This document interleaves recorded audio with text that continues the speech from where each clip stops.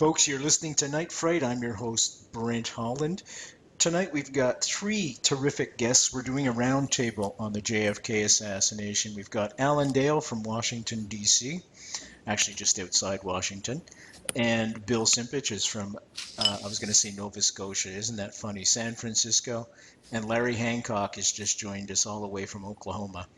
And I want to welcome all three of you to the show. We're having a great discussion tonight, folks. We're going to be looking at the CIA's involvement in the JFK assassination. Larry, welcome to the show. Thanks for joining us.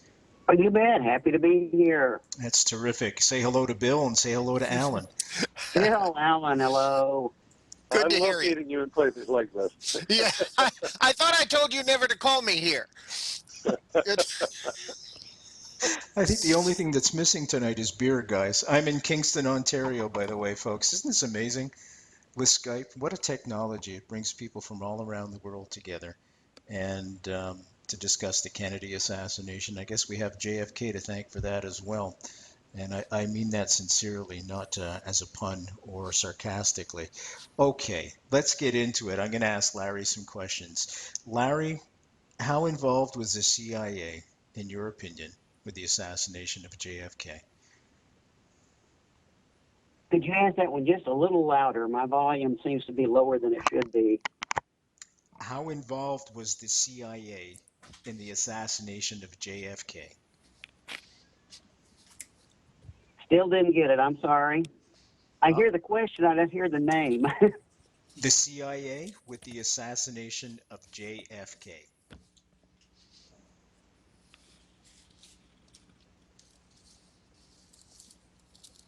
You still with us, Larry?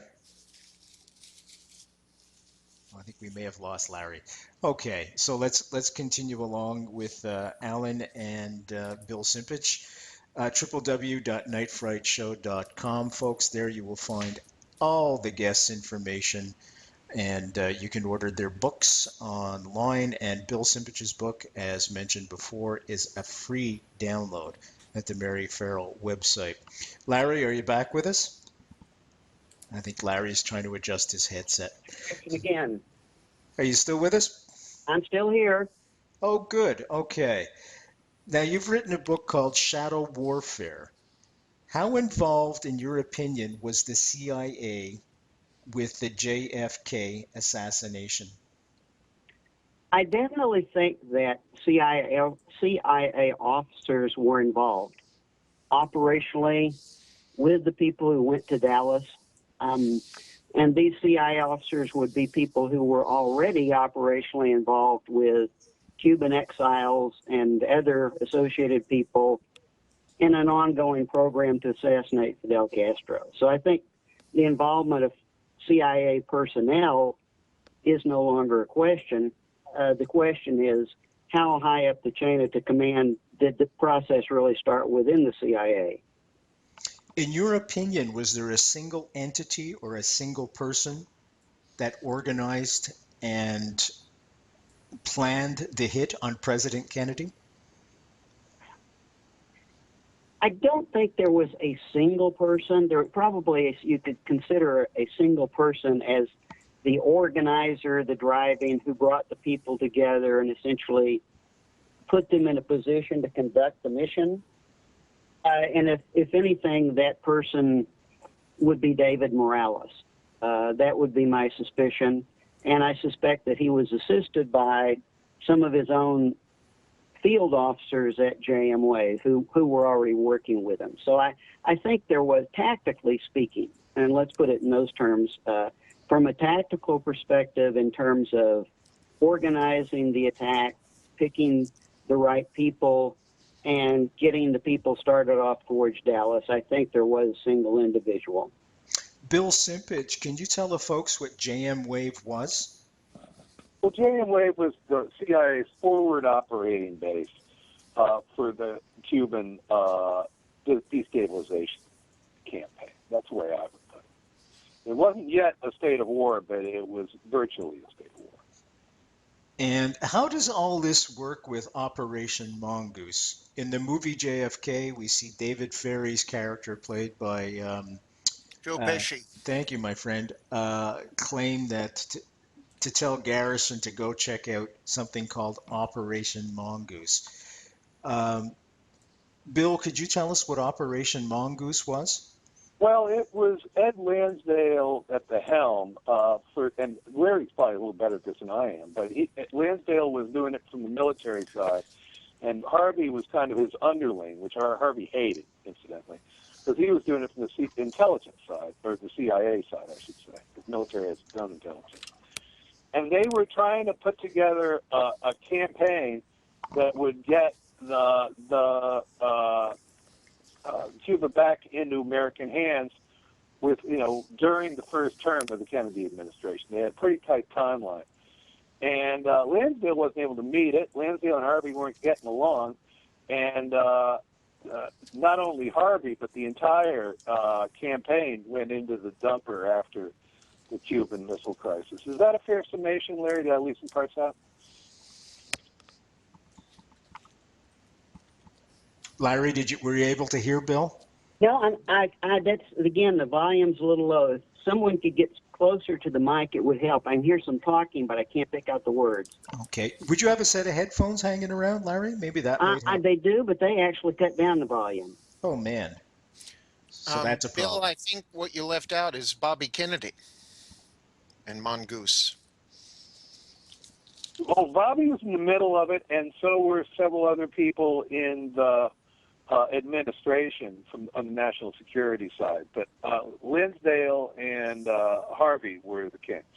Absolutely, but surely, in terms of enmity or people who didn't get along with each other, I think that's really the point of contact, where Bobby, taking it upon himself to maybe spearhead the attempts to get rid of Fidel, maybe brought him into very close proximity with some of these ultimate figures that we're very interested in, including Bill Harvey, who I think had a rather low opinion of the Attorney General. Would you say that's fair?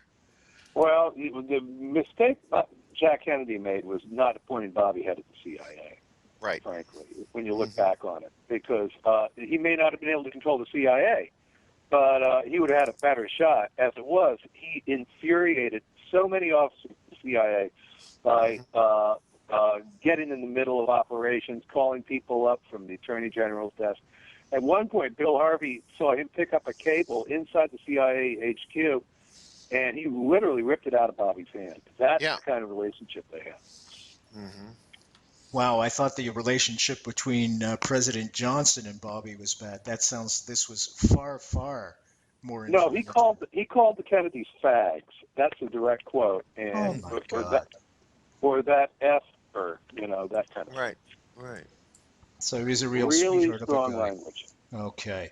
But, it wasn't limited to the guys at the very top. I mean, Jeff Morley has done some very important interviews with some of the people that were still alive until very recently, including a guy named Sam Halpern. Yeah, Halpern is the guy who made the 7 Days in May quote. A lot of people that, are kind of under the radar, not part of, a superficial historical examination of the era, but people who were up to their eyeballs as nuts and bolts members of the covert operations and CIA operations, especially directed against Fidel Castro. And there you find that when you listen to these people speak, really kind of an astonishing level of hostility, even 30 or 40 years later, directed towards JFK and Robert Kennedy. Larry, could you tell us who Ed Lansdale was?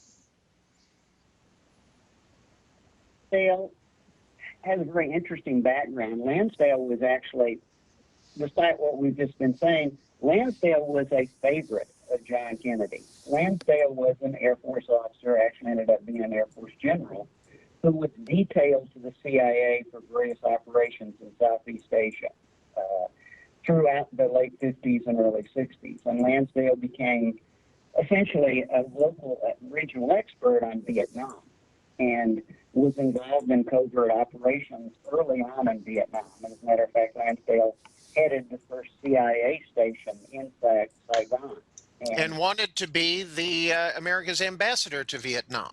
He wanted to be America's ambassador to Vietnam, and actually Kennedy probably would have supported that. Kennedy was impressed by Lansdale's remarks in meetings about Vietnam and actually proposed him after Mongoose for a high-level position in Vietnam. He floated him as chief of the CIA station. He also floated him for a diplomatic position, as you've said, but Lansdale was in the difficult position of being a detailee to the CIA meant that he wasn't really CIA, so the CIA didn't trust him. That meant that the State Department didn't trust him. You know, he's one of those guys in between, so he's not anybody's guy, and they all opposed Kennedy's support of him. So Right. It's rather interesting to find that a lot of people suspect Lansdale of involvement in the JFK assassination when he was probably one of the few military officers around who was really closely supported by JFK. Well, I think we can thank Fletcher Prouty and Oliver Stone for really kind of, promoting that Lansdale as a sinister architect of all this stuff, unfortunately. Larry, I'm going to ask you, could you email me a telephone number where I can call you back because your Skype connection's very, very weak. Oh, okay. I managed to improve it on my end. You're sounding good now. But, yeah, I can email that to you just a second. Sure, just take your time. Folks, we're speaking with three great JFK researchers tonight. And one of them is Alan Dale, of course. Fans of this show will know he's been on the show a few weeks ago. We were talking about something that he coins as the deep end of the pool. And he's in Washington, D.C. We're also speaking with another great researcher who's in San Francisco tonight. And he's got a terrific book out called State Secret, and his name is Bill Simpich. Now, let me tell you about State Secret. State Secret is a free download, and the link for that will be on the www.nightfrightshow.com website. And you can get that at the maryfarrell.org website, www.maryfarrell.org website. The other great researcher, of course, fans of this show will know he's a regular on the show, Larry Hancock, all the way from Oklahoma. And we're looking at all the different aspects of the CIA's involvement with the JFK assassination. Something else I want to tell you about, of course, is the upcoming conference that's called the Warren Commission and the JFK Assassination 50 Years. And that's taking place on September 26th to 28th, 2014. And that's going to be at the Bethesda Hyatt Regency Hotel. The people putting that on are aarclibrary.org. Once again, the link will be right on the www.nightfrightshow website. Once you're on the aarclibrary.org website, you'll be able to order tickets. You'll be able to reserve your hotel. There's a full complimentary list of guests that are going to be there and some real heavy hitters. All our guests tonight will be there. Cyril Wett will be there. I'm trying to think of some other folks. Peter Dale Scott, another real heavy hitter. Malcolm Blunt. All these amazing deep end of the pool researchers will be there. And Jim DiEugenio, fans of the show will know, he's been on the show. Gail Nix was just on the show as well. Dr. John Newman. Thank you very much, my friend, Dr. John Newman. Now, there's a key name, folks. He's worth the price of admission alone. And then you'd get to speak with Bill Simpich, of course, in person. You'd also get to speak with Alan. Alan is willing to sign anything you want for $20. And Larry Hancock's going to be there as well, and you'll be able to speak with him. So it's going to be one heck of a conference. I would urge you all to go. And here's Larry's phone number. I'm just going to try and get him back right away. Well, you know what we'll do? We're coming up to break, so I'll do it during the break, folks. Let's go back to Bill Simpich. Bill, do you think military intelligence was combining with the CIA, the names we had mentioned before, in the cover-up? Well, I do, and I think where you see it the most strongly is in the Bethesda Naval Hospital when they were counting the bullets and looking at the wounds of the president. There's simply no way that I will ever believe that there was not a big, enormous exit wound in the back of his head. And that would mean that he was shot in the front. And given the fact that Mr. Oswald, if he was there at all, the sixth-floor window was behind the president, that would mean it would have been impossible for Oswald to have shot the president in the front. So you got a second shooter. You've got a crossfire. What do you think, Alan? First I want to say that the the facetious claim of yours that I'm a researcher whose name should be mentioned in the same breath with either Larry Hancock or Bill Simpich is We're having funny. some fun, folks. It's funny to me, but it is grossly misleading.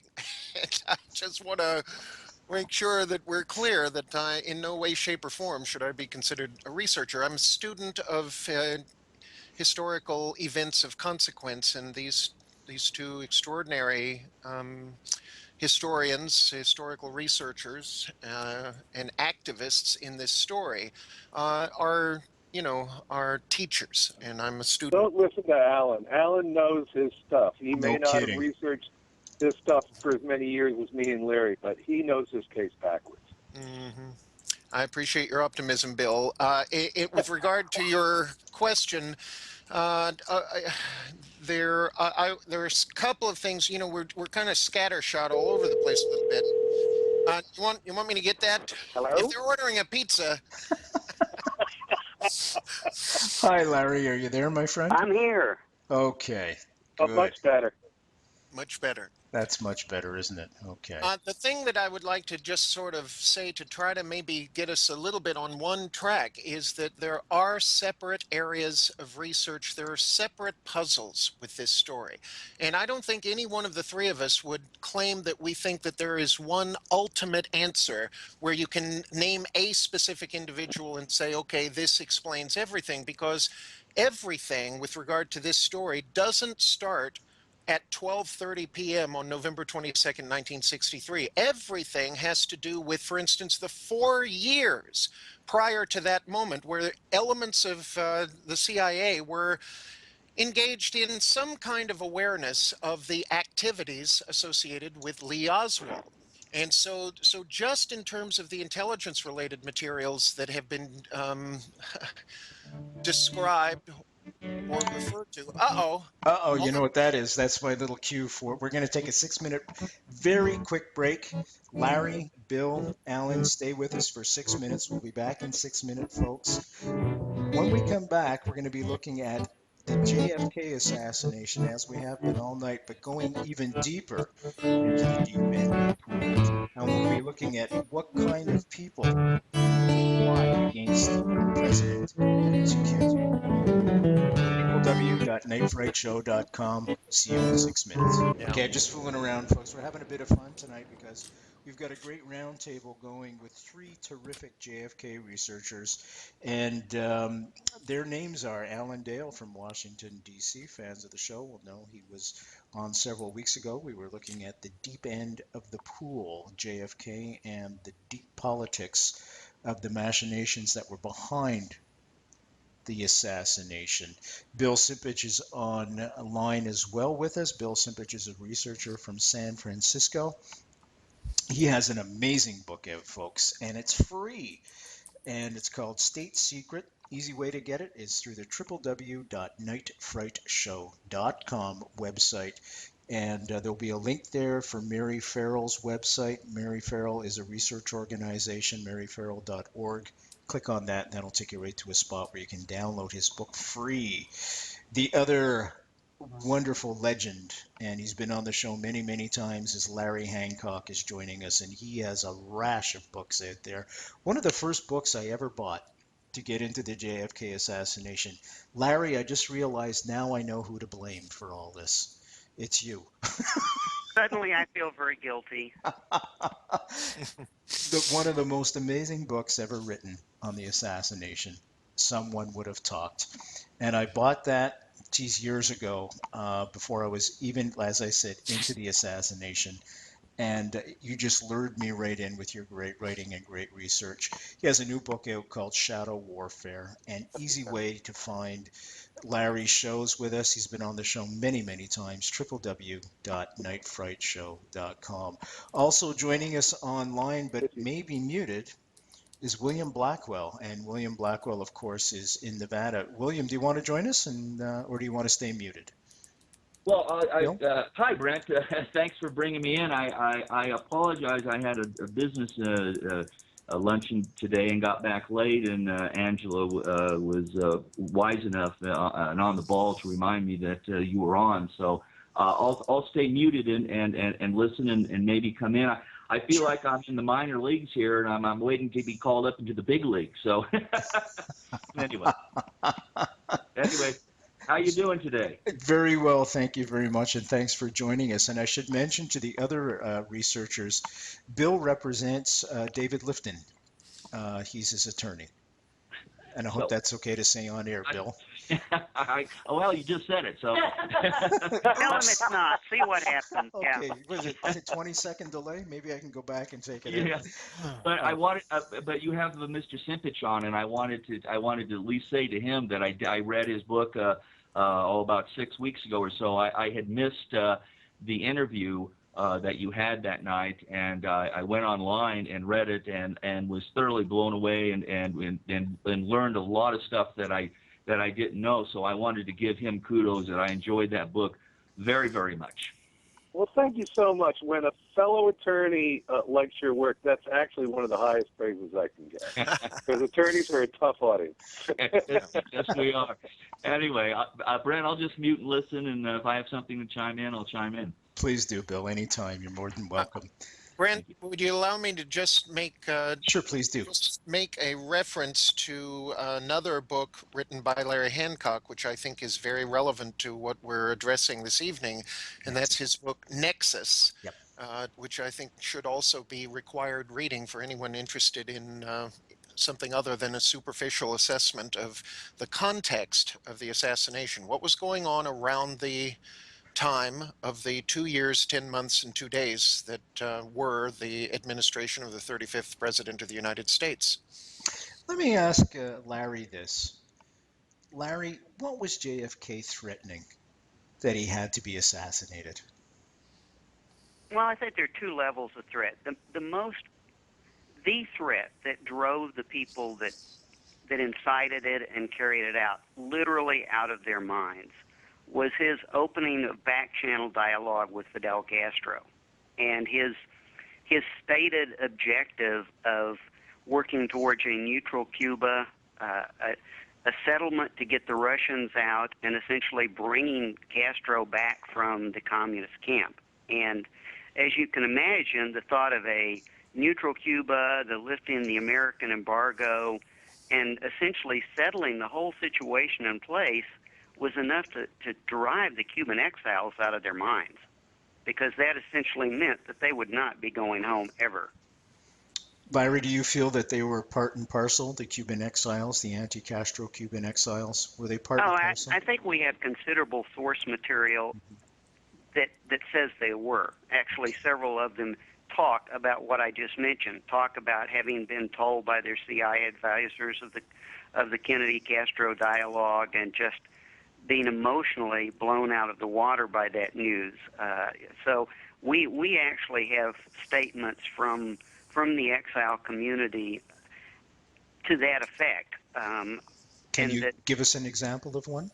How about John Martino and what he said? John Martino is one, but they're actually Felipe Vidal Santiago is another. These are all Cuban exiles who were in Miami and working in or around the anti-Castro movement, many of them assets of the CIA, others simply going the same direction against Castro. But Felipe Vidal would be one of the best sources, actually quoting that he had been given that news, and that late that summer he was busily spreading it around the community, telling them how much at risk they were going to be by the Kennedy-Castro dialogues.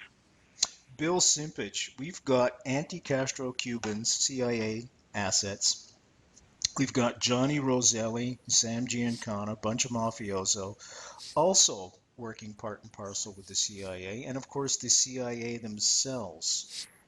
Now, John McCone was the head of the CIA when Kennedy was assassinated November 22nd, 1963. He was handpicked by Kennedy. Do you think John McCone knew anything at all about the upcoming assassination? I think Larry and I won't speak for Larry, but my recollection is we've talked about McCone quite a bit, and we both agree that not only was he unaware, but that he was one of the fellows who was told on Sunday morning that there was 2 shooters. If you can believe it. Wow. He learned about it after the fact. I guess that would be it. Bill and I both, I think we agree that McCone, Johnson, Bundy were in a meeting on Sunday where they were actually briefed to the effect that there had been multiple shooters and hence some sort of a conspiracy. But as far as advanced knowledge, no. Okay, let me ask this, and whoever wants to field it can field it. If they were aware of the multiple shooters in Dealey Plaza to assassinate the president, why the hell did they stay silent, and why didn't they come forward and investigate? Go ahead, Alan. Oh, no, I'm not going to touch that. We'd be here for 9 hours. There's just no way. I'll start, and Larry can finish. Yeah. By the afternoon, you hear who I believe is either George Bundy or someone a lot like him from the Situation Room saying there's only George one Bundy shooter. was Secretary of State? No, he's a national security advisor. Okay, sorry. Yeah. And bottom line was that someone, either Bundy or someone a lot like him, announced to the president's party, and therefore to the world, if you will, that there was only one shooter. And this is at a time where the DA in Dallas is saying there's more than one shooter, because that's what common sense would tell you. But the story came down from on high, and the White House was part of it. And I'm not saying it was Kennedy's people per se, but I think Kennedy's people realized that in order to avoid chaos in the government ranks, that there was going to have to be a play to the effect of there's only one shooter and we've got him and it's over. And I don't think that everybody in the Kennedy administration was sanguine with that, but that's the way it went down. And maybe Larry wants to take the rest of it. Larry, yeah, I think Bobby know? Do you think Bobby stepping knew? back a bit, I not only agree with that, but put yourself in the position. It's not like the people that I just named. It's not that the senior national security people knew what had happened. They didn't have the answer.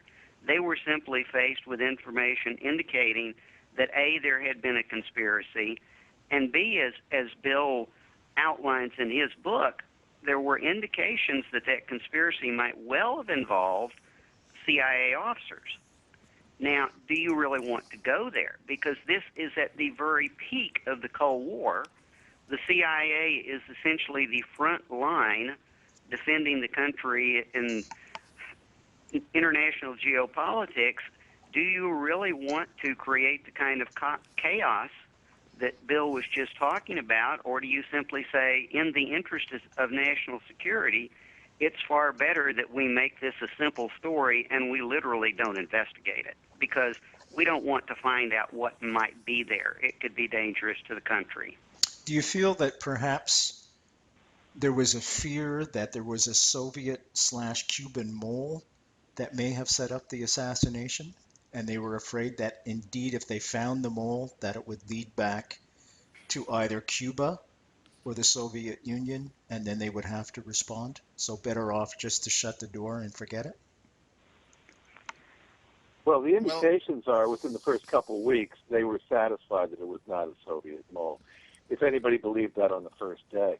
I personally agree with Larry. I think they knew on day one that the chances was high that it was an inside job, and they had to put a kibosh to it. If for no other reason, then, it would be the height of foolishness for the Soviets to have done something like that. Larry, do you feel Bobby Kennedy knew And if so, why didn't he pursue?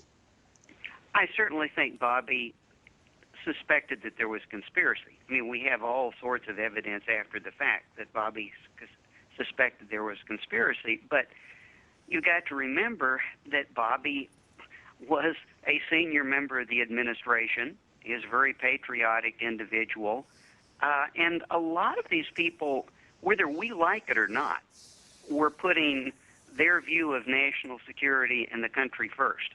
And it's easy for us to sit back here at this period of time and be all hardcore about you need to tell the truth irrespective of anything else. Like Garrison said, all the heavens may fall. But when you're actually in those positions in the White House and in the Capitol, things aren't that easy. Alan, do you feel that the Cuban Missile Crisis only a year before, part of that residue played a part in the cover-up as well? Because they were fearing another nuclear escalation, or perhaps even a war?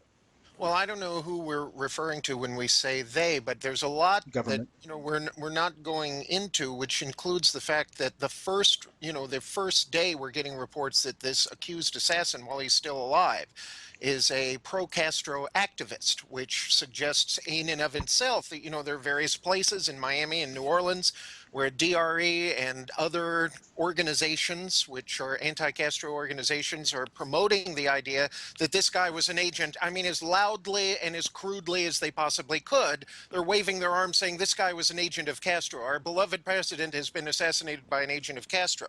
So there are all kinds of international ramifications in terms of the immediate aftermath of the reality of the shooting, the ascendancy to the presidency by Lyndon Johnson. There's also the story that I believe is something that we have a better understanding of now than we used to about Robert Kennedy basically sending an emissary with Jacqueline Kennedy's approval to the Soviet Union saying, by the way, we don't think the Soviets had anything to do with this. There's also the whole story about FBI Director J. Edgar Hoover and Lyndon Johnson discussing on the morning of the 23rd this problem in Mexico City and the possibility that the Oswald figure met with a guy named Valery Kostikov, who was thought by some people within the mechanisms of Cold War intelligence within the corridors of the interior of the CIA. Some of them certainly thought that Kostikov was the chief of assassinations in the Western Hemisphere for the KGB. So another strand beneath the surface that's a hidden sort of story, something that is, really probably very relevant in terms of if we assume that Lyndon Johnson had nothing to do with planning President Kennedy's assassination, all of these things would be of concern to people like Lyndon Johnson, to Robert McNamara, to Dean Rusk. There are lots of considerations that are legit, apart from whatever suspicions Robert Kennedy may have had about one of your guys did it in the form of somebody engaged in shenanigans pertaining to anti-Castro Cuban operations. I don't know if that answered your question, but the thing about the Cuban Missile Crisis certainly is relevant because I think, as I said before, I think the Cuban Missile Crisis is the defining moment which signed John Kennedy's death warrant, because it wasn't the end of the story. It really is the beginning of the story of his last year in the presidency, where he negotiated and installed a telephone, where he picks up the telephone in the Oval Office and Nikita Khrushchev answers in the Kremlin. That's a big deal. It had never happened before. He negotiates and signs the Limited Nuclear Test Ban Treaty for atmospheric testing, which his executives in the Pentagon were adamantly opposed to. They thought this was the greatest appeasement of communist, giving an advantage to the Soviets in the history of the Cold War. And they thought it was a treasonous act, I think. I don't think that's overstating it. And he gave the great speech, probably the most famous speech, but not the only example of his rhetoric matching his idealism at American University on June 10th of 1963, where the first thing he does is he advises, he encourages the students of that university to reevaluate what they think they know about the people of the Soviet Union and all of their many great achievements and contributions in art and science, in history, and the fact that they sacrificed 20 million citizens in World War II fighting against Nazi Germany. So there was a lot going on that I think, you know, if you want to bookmark the last 13 months of his life, that peaceful resolution to the Cuban Missile Crisis, I think, is the point at which that part of the story begins. Bill Well, Simpich. just to follow up Go on ahead. that just real Go ahead, quickly, Larry. to focus it down, though, one of the things we have to remember about the weekend following the assassination, first of all, if you look at all the presidents that we've ever had, Johnson stands out as a pure control freak. That was the man's nature. I don't think that's stating. Johnson demanded absolute control, especially absolute control of the media. Secondly, every president, every administration always emphasizes control as the first response to any crisis. You can't control events if you're out of control of information. So just by the nature of the beast, that weekend, the whole process would have been to start closing the funnel. And we can't ignore those broad things, because that happens in every national crisis. The first thing that the president and his administration does is start to bring it under control. Regardless of what happened, you can't control it unless you start closing the funnel. Closing the funnel is a perfect expression to describe the Katzenbach memo, where, you know, I think it was directed towards Bill Moyers, was it not, advocating that we shut down any kind of consideration of there being anybody involved other than Lee Oswald, that early on the official policy is going to be, you know, we're closing doors, we're not opening them? Absolutely, and that is just SOP. You know, after having looked at all the administrations in both covert warfare and now in surprise attacks, it repeats itself over and over again. So you have to take it as a given.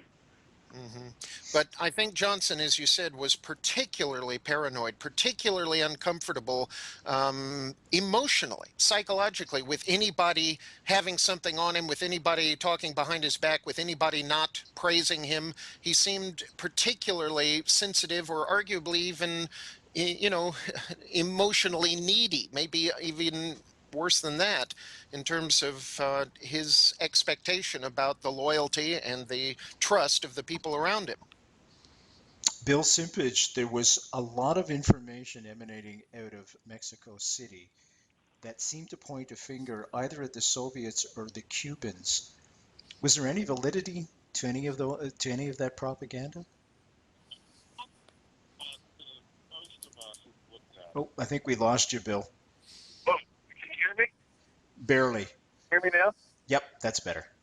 Okay. I think most of us who've looked at it hard would agree that Dave Phillips, who was the Cuban chief and also was the covert ops chief for that part of the world, was almost certainly the fellow who spread the disinformation stories about Cuban involvement and Oswald's links to the Cubans. These links didn't exist. Almost every one of these could be traced right back to Phillips without a lot of effort. It's covered in several articles that are easily found on the internet.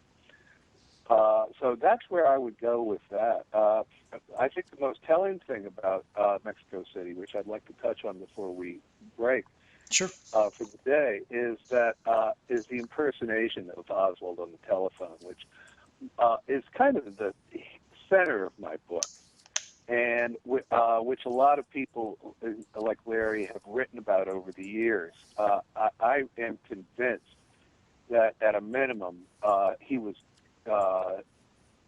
impersonated on the phone twice, once on the 28th of September and once on the 1st of October.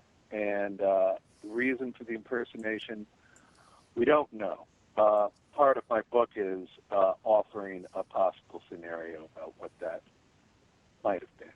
But we do know that Hoover reported it to LBJ on the 23rd of November. And the tape for that is missing at this point, but the transcript still exists. But the actual tape is missing, so no voice recognition can can take place. No, the tape was literally erased. The LBJ library tested it and came back and said, in essence, somebody tampered with it. Fellas, I think that's important to get. Sure. The tape is there, but actually the researcher who did the work on it got to the point where the LBJ library had to admit that that dialogue was erased off the tape. That was our friend Rex Bradford. That's Rex doing that, and this is as important as the Nixon tape erasure, and probably more important than the Nixon tape erasure, because someone, and this has never been examined by anybody, someone took a presidential tape and literally erased it. That's other than Nixon, that's just unheard of. There's got to be something deeply important there. Fellas, can I share with you something that I'm anxious to share with both Bill and Larry, because it just came to me today. Go ahead, not as a eureka moment, because I seem not to have any of those, but I did receive an email. I received an email from our good friend, our esteemed colleague, Malcolm Blunt. And fellow researcher, yes? Yes, my fellow researcher, Malcolm Blunt. And Malcolm Blunt, when I saw Malcolm, Jeff Morley and I went to visit Malcolm recently in D.C. We recorded an hour with him. I recorded an additional hour of supplemental conversation relevant to what we had touched upon the day before. So I did 2 hours with Malcolm recently, and off mic, he told me that he was hopeful that he was going to acquire 4.5 hours on tape of Gaten Fonzie speaking with a guy named Mitch Werbel. And Mitch Werbel III, for people who may not be familiar with that name, was a true character of significance, person of very short stature. He was a munitions and arms manufacturer and designer. He was part of what's referred to loosely as the Old Boy Network. He goes back to the OSS. He supplied weapons to, we think, the CIA. He certainly was a weapons manufacturer and designer with a specialty. And his specialty were what are called suppressors. And so there's a hard to find documentary about him called The Wizard of Whispering Death. The Wizard of Whispering Death, Mitch Werbel III. He ran a place in Powder Springs, Georgia, which was basically a paramilitary training camp where these, guys who wanted to be soldiers of fortune could pay him $600 and blow stuff up and stab dummies. That's where you'd want to go. Blackwater before Blackwater. That's exactly right. And there's a little bit of documentation about this guy because he had an ego the size of, New Jersey, but he was somebody who was intimately connected with things that were relevant to people who wanted to supply arms for counterinsurgencies around the world in Southeast Asia and Africa, machine guns that didn't produce as much sound and fired more quickly than anything that had preceded them, all kinds of that kind of stuff. Fascinating character. He was a little to the right of Edward Teller in terms of his politics. Here's what I want to share with you. This is the email that I received from Malcolm earlier today. Alan, have now had a chance to listen to the Mitch Werbel 4.5 hour interview with Gaten Fonzie, 5 CDs. Can you guess? A big fat 0. Huh.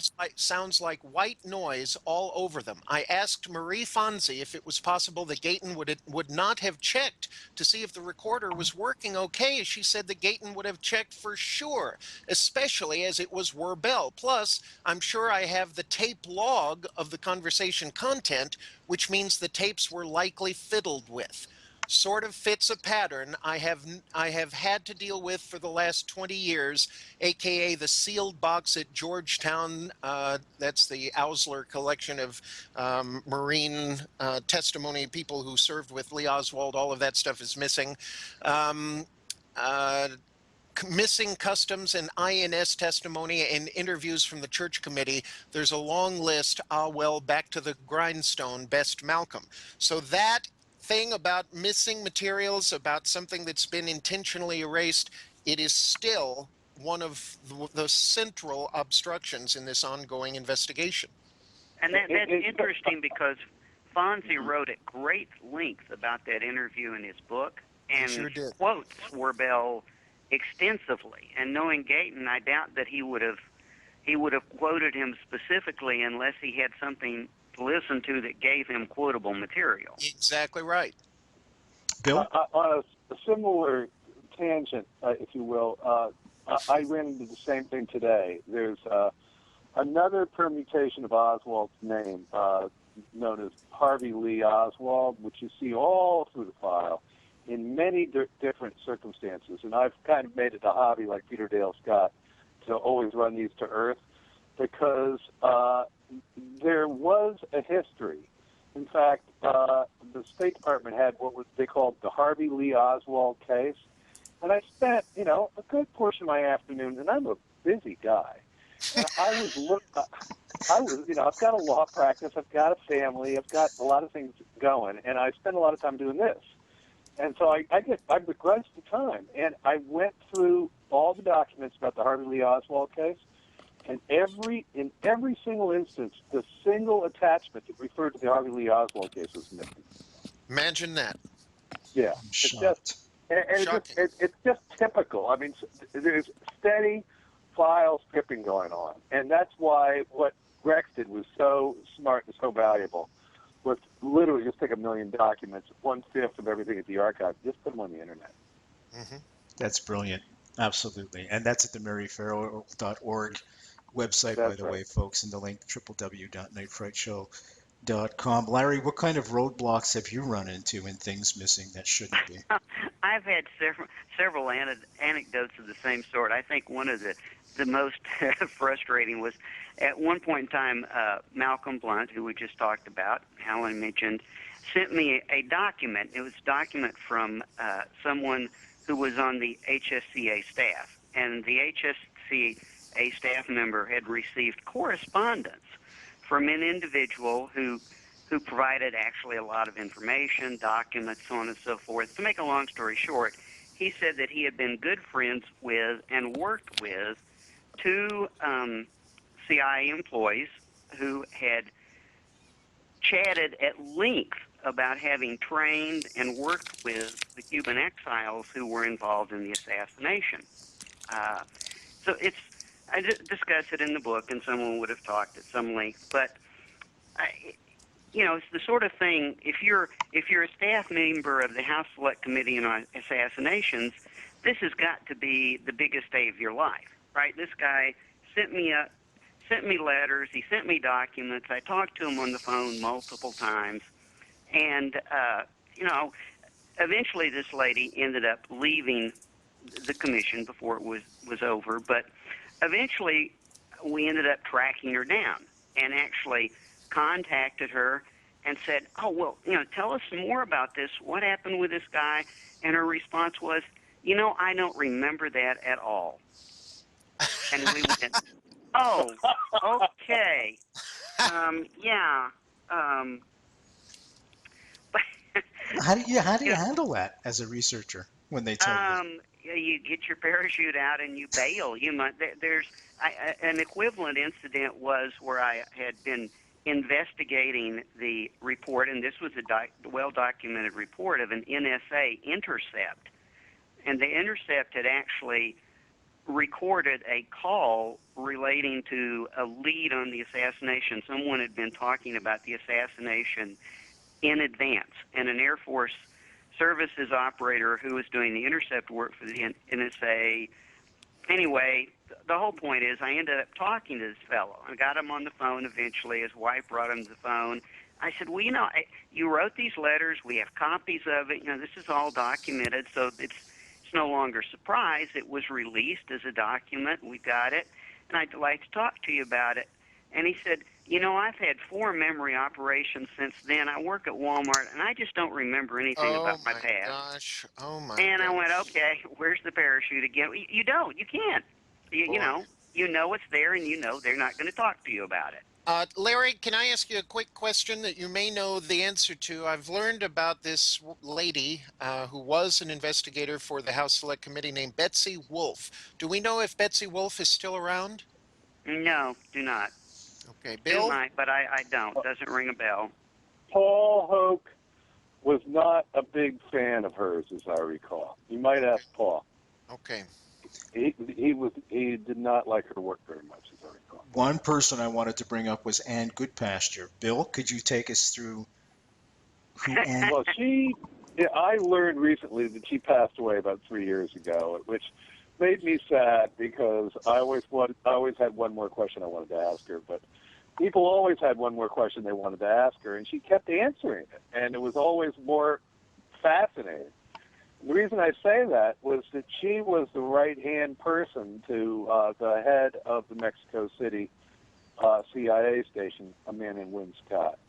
And Ann Goodpasture, basically, she worked both the photo side of things as well as the wiretap side of things. And she was good buddies with Angleton and Harvey. And yet, at the same time, my thinking about Goodpasture is that she got left, in a sense, holding the bag in this case. The reason I say that is because she wound up almost dictating the letter that eventually was sent out from Mexico City station after the Oswald character at least, had come and gone from Mexico City. And she wrote a description of Oswald that was wildly at odds with the real man. But not only that, she literally made up the date that he arrived at. And we believe that the reason she did that was to create a legend within the agency about what was going on. In other words, I believe, and it's in my book, though, I don't want to get into it much further here. She was telling a legend of some kind, it's quite clear. I believe that she was working on a mole hunt with the likes of Jim Angleton to try to smoke out whoever had impersonated Oswald.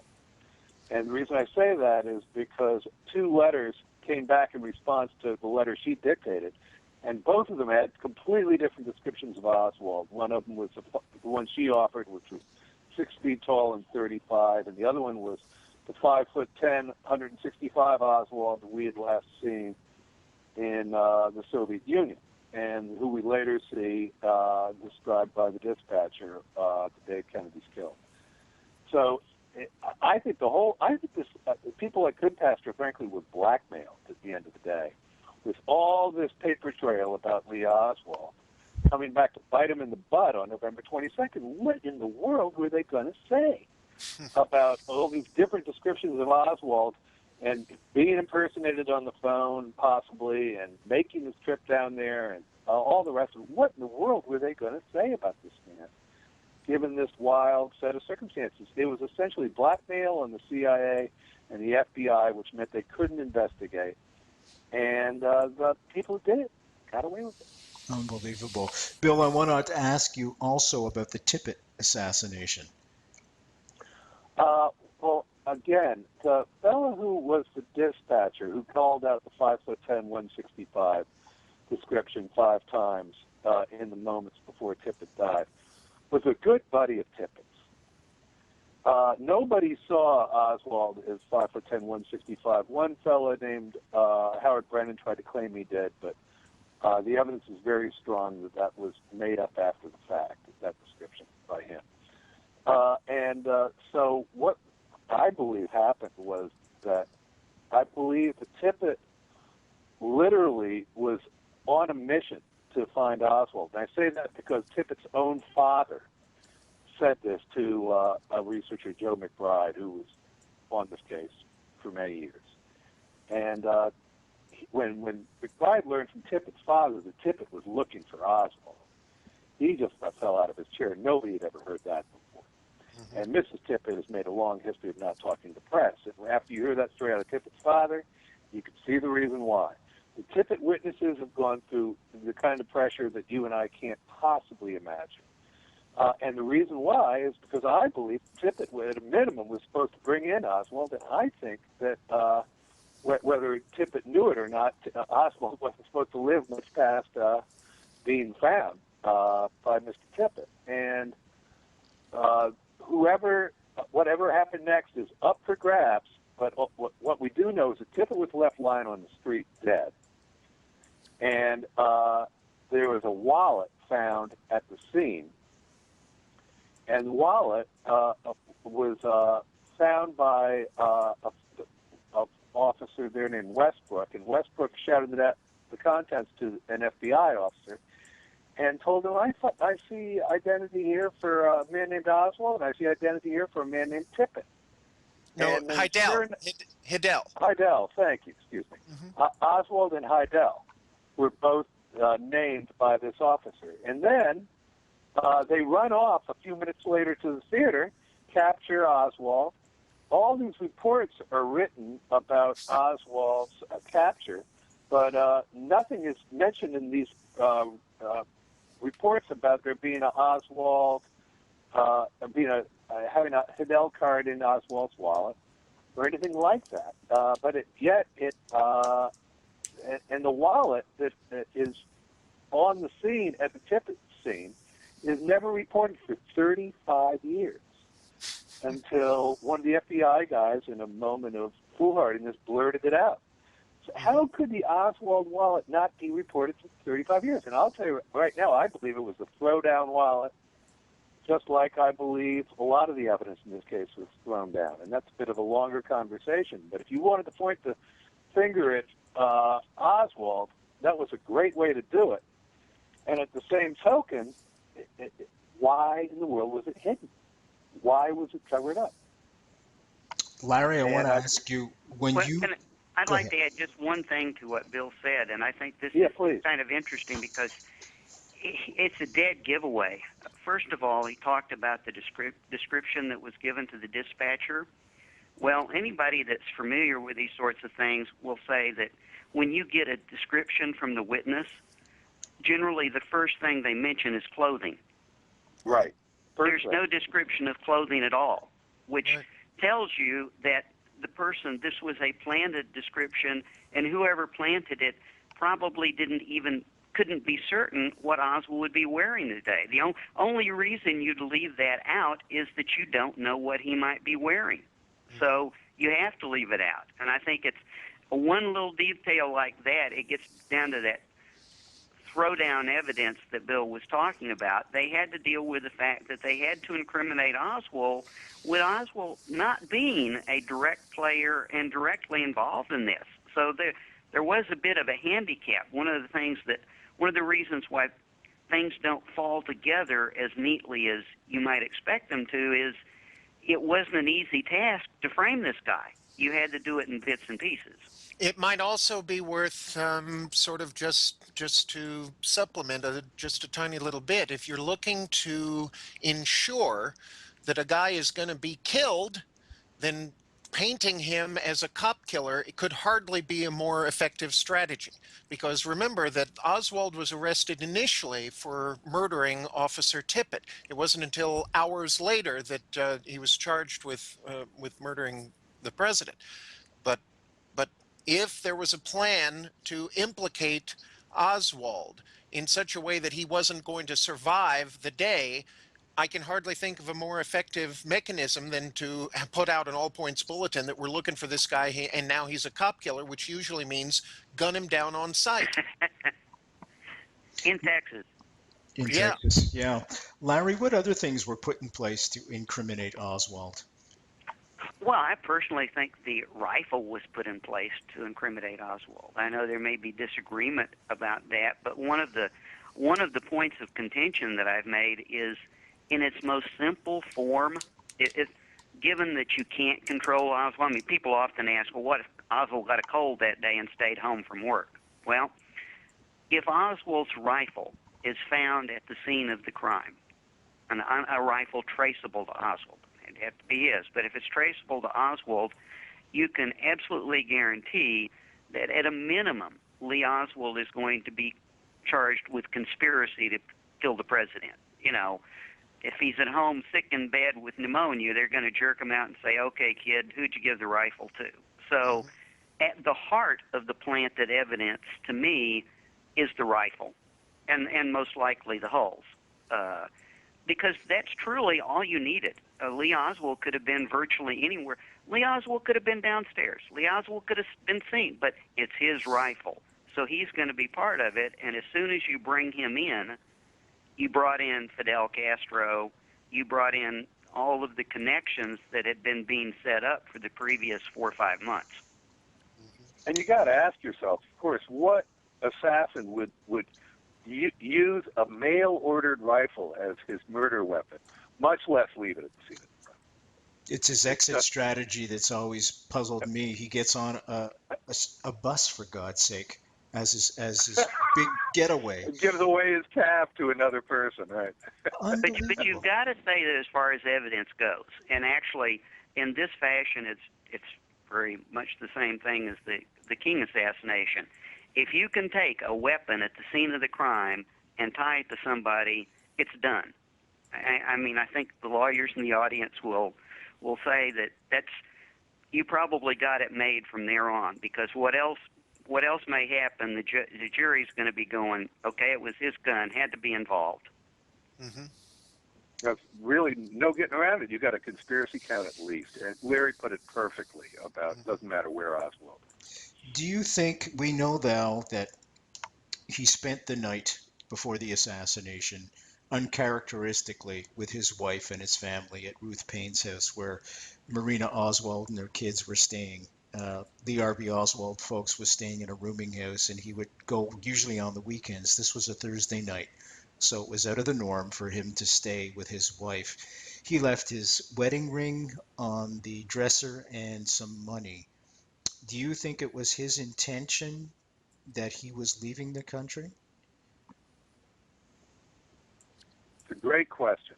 It's one of the great questions of this case, and I think people on all sides of it wrestle with this one. I personally think that he knew things were hot. Okay. But I don't think it was an assassination he was worried about. I think he was worried about some other kind of provocation. I don't know what it was, but I put it this way: when I was a believer in a lone nut theory with Oswald at the center of it, that was my crowning piece of evidence. But like many of the other things in this case, I think it's more useful to look at the whole case and look at that as a marker. Something's up when you take your wedding ring off. There's no question about it. Something's up when you leave money there for the wife. And it's a wackadoo in those days, too, and he wasn't making a wackadoo. No. So I would agree that something's up, but that's a long start from saying he knew he was going to go out and kill the president or be conspirator insane. Larry Hancock, your perspective? I'm kind of torn by that, and I really don't think I know. I've always tended to agree with Bill's view that something was up, and Oswald is going to take a change in direction that day. But on the counterpoint, Oswald was having difficulties with her. Oswald was trying to get her to move back in with him. Oswald was very attached to the children. You know, Oswald wanted a family arrangement. Is it possible for us to say at this point in time that he was just not throwing down the gambit to Marina and saying, look, you know, I've asked you 35 times, and you're going to have to make up your mind. Are you going to live with this other lady forever, or are you going to do something? The ring may have indicated that. Leaving the money, there's every indication he was devoted to his family, and especially those little girls. And his little girl was only 1 month old. Alan, what's your perspective on that? I have hardly anything worthy of, saying out loud, except that if we're always looking at various points, various places, various intersecting moments that might connect to something way over there. It's like a pastiche or a quilt. And if one of the relevant points is the claim made by the leader of anti-Castro paramilitary group called Alpha 66, Antonio Veciana, claiming that he saw his what I guess may have been the equivalent of a case officer in the form of a man he knew as Maurice Bishop, whom he later ultimately identified. To be sure, he later did indeed identify David Atlee Phillips as Maurice Bishop after lots of hemming and hawing that took a long time. But that's where it is, ultimately he identified David Phillips as being the person in whose company he saw Lee Oswald prior to the assassination. So one of the things that I've discussed with, among other people, our friend Stuart Wexler, who has co-authored some of the great books by Larry Hancock, including The Awful Grace of God about Dr. Great Martin book. Luther King's assassination. By Stuart the and I, way, folks, I just posted his show, Stuart Wexler's show, this very day. And you can certainly get that online at www.nightfrightshow.com. Stuart and I both discussed the probability that if we feel that we have reason to be confident that Antonio Veciana did not make a mistake and did not misidentify and did not make up this improbable encounter where he sees his guy in the company of the man who will be charged with as being the sole assassin of the President of the United States. We think that that such an encounter like that could not possibly have happened accidentally, because David Phillips was a professional and he would have been more careful than to have two appointments bump up against each other in an awkward way. So maybe part of the point of that would have been to indicate this is entirely conjecture, and as such it's probably of no value, but it is a remote possibility that maybe there was a plan, and it could have been an authorized plan. It may have had nothing whatsoever to do with assassinating a popular sitting president. There could have been a plan where David Phillips was engaged in trying to establish, as part of the documentary history of Lee Oswald, that he was trying to get into Cuba, because if he's in Cuba, he can conceivably play the same role that maybe he played in Dallas, which is that of a low-level disposable asset. And in the event that David Phillips and others were engaged in an ongoing effort, possibly in opposition to President Kennedy's objectives, but at the time of the assassination, could possibly, Lamar Waldron, I know, has a lot to say about this, could conceivably have been a low-level disposable asset in Cuba at the time of maybe an attack on Fidel, where having someone with that description, somebody like Oswald, may have been something of value. Maybe that's something that was an objective, in which case, for all we know, Lee Oswald thought maybe he was going to end up in Cuba that day. We've only got a few minutes left, and I want to get this final question in. And you mentioned Lamar, and Alan, there's a couple of times during the show you took the words right out of my mouth, so to speak. We know now that the anti-Castro Cubans, CIA, military intelligence, and the mafia were all involved on several levels with the assassination. My question, and I guess we'll start with Larry Hancock, then we'll go to Bill, and then finally Alan. Larry, who organized? Who was the organization that initiated the hit on President Kennedy? Lamar Waldron believes it was the mafia. What do you believe?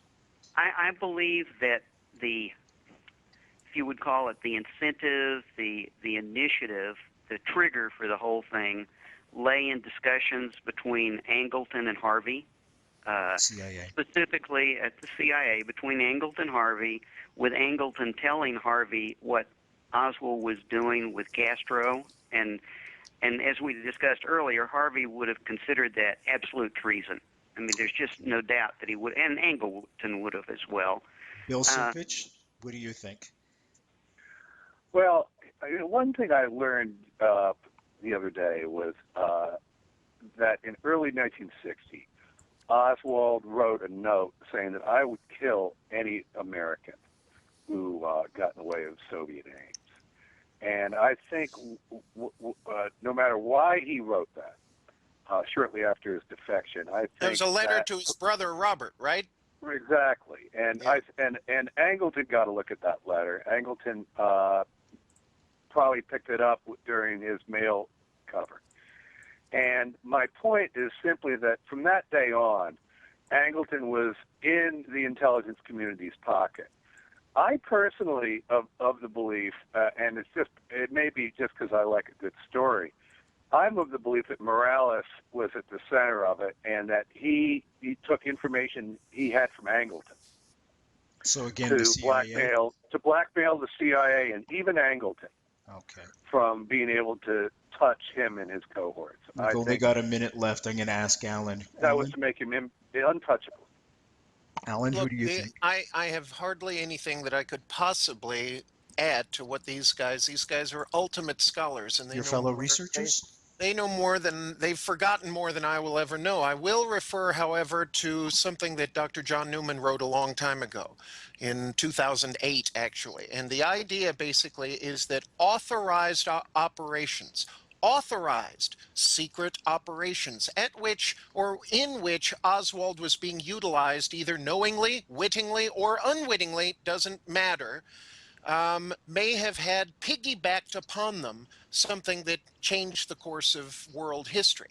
And that, I think, may be a model that we could go into if we're here for another 35 hours. But the idea that there were ongoing operations which involved Ann Goodpasture and CIA certainly again, David then. Phillips and people like that, but that may have been sort of taken over in a way, utilized, manipulated, piggybacked on top of those things, something which ultimately changed the course of world history. Okay. I believe that that's the model that works. Let me thank Alan Dale from Washington for joining us, his fellow researcher Bill Simpich, all the way from San Francisco, and of course, Larry Hancock from Oklahoma. Thank you all so much for joining us for this wonderful roundtable. Don't forget, there's the damn music, www.nightfrightshow.com. There you will find all the links that we mentioned tonight, and especially a link to the upcoming conference, the end of September 24th to 26th, 2014, in Washington, D.C. I'm Brent Holland from Night Fright. Thank you all for joining us. And